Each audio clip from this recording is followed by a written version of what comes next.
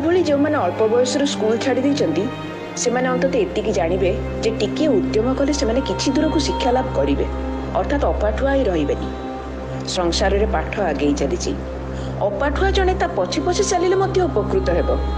मु सेमिति करूची पाठ सहित ताल पकई चलीची थकी जाउनी।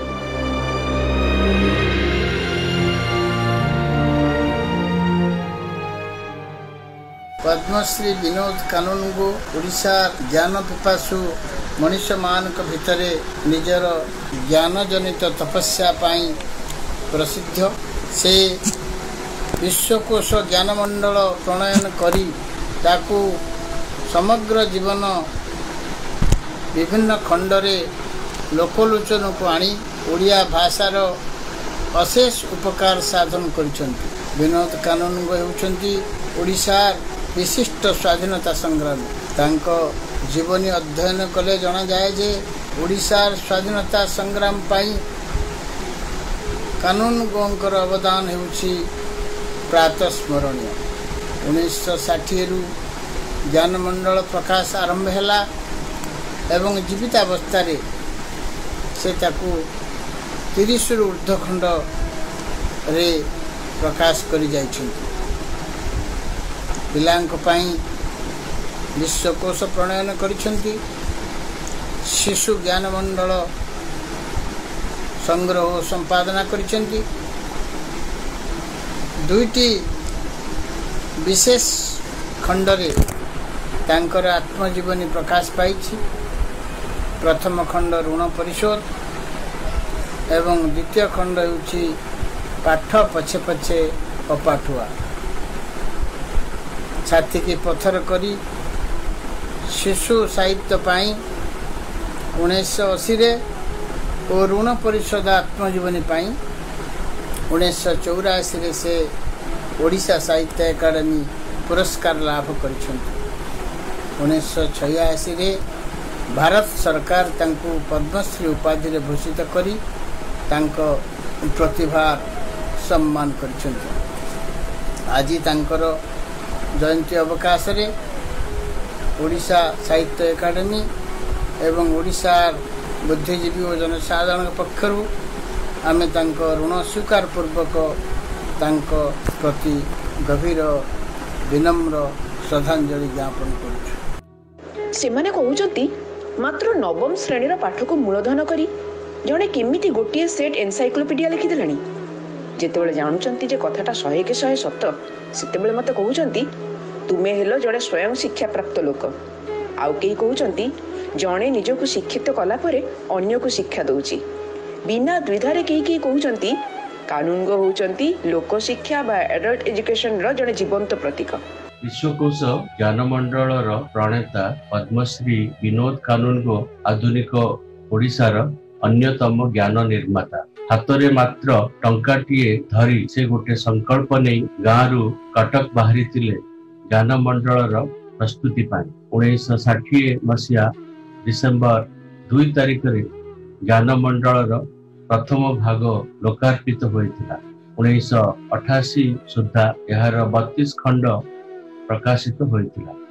एतद व्यतीत चलंता राइजर अमुहा नई ए चुली लिभिव नाही निरोग देह बाप ओजन आदि 30 खंड विज्ञान पुस्तकर से मध्य सार्थक स्रष्टा।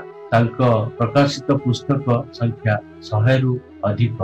तांको प्रकाशित पुस्तक छाती को पत्थर करी और आत्मजीवनी ऋण परिषद पाइची ओडिशा साहित्य एकाडेमी पुरस्कार। 1986 रे भारत सरकार द्वारा तांको पद्मश्री उपाधि रे सम्मानित करा जायतिला।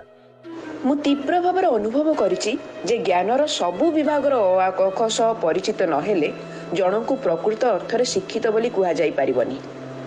मु जणे डाक्टर भली हेई जिबी अन्य को औषध देबी बा चिकित्सा करबी एभली कल्पना मो मनरे आदौ नाही। किंतु शरीर विद्या विषय रे मोटामोटी धारणा रहिबो नाही एभली गोटे परिस्थिति को मु बर्दाश्त करि परिबी नाही। ओडिया भाषा और साहित्य क्षेत्र को विनोद कानून को अवदान बुझिबा को हेले तांको नवजागरण सुलभ बहुआयामी व्यक्तित्वर भिन्न भिन्न दिग बुझिबा मध्य दरकार। कारण से थिले एकाधार रे स्वाधीनता संग्रामी, गांधीवादी, सांबादिक, लेखक, रचनात्मक कर्मी, लोकशिक्षक, समाज संस्कारक, ज्ञान तपस्वी एवं सर्वोपरि ज्ञानमंडल संकलक और प्रणेता। ओडिशा रे ज्ञान समाजटी नॉलेज सोसाइटी ठिया कराइबारे अन्यतम अग्रदूत थिले विनोद कानूनगो। सी निजे आहरण करुवा सूचना, तथ्य, ज्ञान को निज पाखरे अटके न रखी अन्य मानक सह बांटिबा को चाहुथिले। सेही अभिलाषर आरंभ हैला ज्ञानमंडलर परिकल्पना। आधुनिक ज्ञान विज्ञानर परिभाषा और विषयवस्तु को जे ओडिया भाषा रे सहज, सुंदर, बोधगम्य, सुखपाठ्य और सरल ढंग रे व्यक्त करी हबो ता से प्रमाणित कले। सी पुणी खाली राशि राशि जनप्रिय विज्ञान बा पॉपुलर साइंस रचना करी नांती, सी सेथिरे वैज्ञानिक मिजाज बा साइंटिफिक टेम्पर गर्वित करी से लेखा को लोकपक्षभुक्त विज्ञान बा प्रो पीपुल साइंस करी पारिछंती। ज्ञानमंडल भीतर को आसीबा आगरु विनोद कानूनगो कृषक, शिशु संपद और लोकशासन सह काम करथिले। एकक उद्यम रे विनोद बाबू संग्रह, संकलन, संपादना, संरक्षण और वितरण काम करुथिले। धूली, अळंधु, अंधार और झाड़र वातावरण भितर दिन को 17-18 घंटा घांटुथिले बही, फाइल और पाठागार। ज्ञानमंडल पई एपरिक तांको काबुलीवाला ठारू चढ़ा शतकड़ा 120 हार रे सुध नेबा को पड़िथिला। आपनको ज्ञानमंडल ऑफिस रे केते जण काम करंती ए प्रश्नर उत्तर रे विनोद कानून को थरे कहिथिले 4 जण। बिना, बिना, विनोद और विनोद कानून को झाड़ू दिए बिना, खबर कागज कटिंग सजाड़ी रखे बिना, चिठी पत्र दायित्व निये विनोद और चूड़ांत लेखा लेखी करे विनोद कानून को। कहवा बाहुल्य 4 जण थिले, प्रकृत रे जणे सेही एका विनोद कानून को। मल्टीटास्किंग आउ कोन की 1960 मसिया डिसेंबर 2 रे जेतेबेले ज्ञानमंडल लोकार्पण हैला से सभारे उपस्थित थिले मामू आर्तवल्लभ महांती, मायाधर मानसिंह और हरिकृष्ण महता। आर्तबाबू छलछल होई सेठी कहिथिले, भणजा विनोद जेतेबेले पाठ छाड़ी जेल जीवा को बाहरला मु ताको गोगच्छ पिटिथिली। आज विचारुची सिए थिला ठीक ओ मु भूल। वृत्ति पाई रेवेन्सा कॉलेजिएट रे भर्ती होइतवा विनोद मैट्रिक सारिबा आगरु स्वाधीनता संग्राम रे शामिल होई कारावरण करथिले।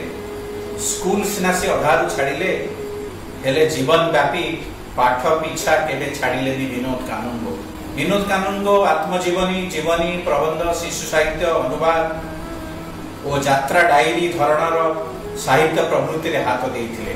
ऋण परिशोध और पाठ पछे पछे अपाठुआ तांकर 2टी आत्मजीवनी मूलक पुस्तक जेंथुरु तांकर जीवन, संघर्ष, प्रस्तुति और साधना और सौंदर्य फुटी बाहरे। ये बही 2टी तत्कालीन ओडिशार सामाजिक, सांस्कृतिक और बौद्धिक इतिहास रा दस्तावेज। महात्मा गांधी थिले विनोद को ऊपर बड़ प्रभाव। प्रथम थर पई गांधी को सह विनोद को विधिवत भेट हुए 1934 रे हरिजन पदयात्रा समय रे। सेतेबेले से समाजर प्रतिनिधि थांती।